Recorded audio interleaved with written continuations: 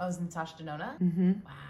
This is such a rich and creamy pencil. This is Italy. This feels like that #1 Italian manufacturer because they do pencils really well. I've never had such like an instant pigment release that feels so good and creamy at the same time. Every time a brand launches a new product, technically that new product should have a reason to launch it. Technically, there should be some type of new twist or innovation to that product. Oh yeah, like look at this. You could practically wear this lip liner as lipstick. Is that normal? They're not always as comfortable to do, but the challenge is always getting the performance. This is a lovely, lovely, lovely lip crayon. Long lasting, easy glide. This is gonna be creamier and more long wearing than what you're gonna get out of the Makeup Forever, but Makeup Forever is wonderful for a myriad of different reasons, and you can use this all over, eye, lip, everywhere. New Natasha lipstick. Okay. It's like really like this interesting packaging choice. There's a good amount of component that's not like a shell.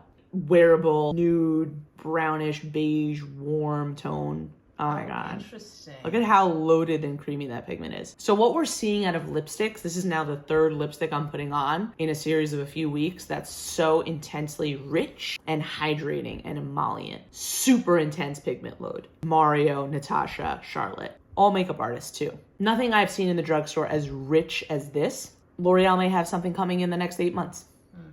It's possible. They have beautiful formulas, just not quite here. This also feels like a luxury Italian formula. And I know Natasha loves her Italian vendors, as do I. Mario is in Italy. Charlotte's Italy. Yeah. I mean, it's not a coincidence that we're also seeing this like Italian style here. It feels incredible. So do the maiden labels matter? Like, is it the whole story? Because, you know, I think it's nuanced. And It's so nuanced. It's never the whole story. It's not a coincidence that Mario, Natasha, and Charlotte have all just launched 3 creamy, rich, beautiful, comfortable, like juicy bullet classic lipsticks that are next generation. Like we had the hydrogenated polyisobutene in Mario's lipstick, like we had the octadodecanol in Charlotte's. We're seeing these rich, creamy, pigmented, high payoff, single swipe products coming out of Italy. And it's important for you to start to understand those connections, because if you're sitting in a product developer seat and you're tasked with launching the next generation of lipsticks, you better take these 3 benchmarks that you remember the inherent qualities of being similar and evolve it to the next level. So you're going to go to the Italians who did these in the first place and say, what's next? How do I make this better? And sometimes the maiden label's not the whole story. Sometimes from a pricing perspective, it's cheaper to manufacture the goods in the US or in another country. They may batch something in Italy and then ship it to another country to fill it, depending on the cost parameters. There's so many factors that go into this. This is just one part of the story, and we'll talk more about it.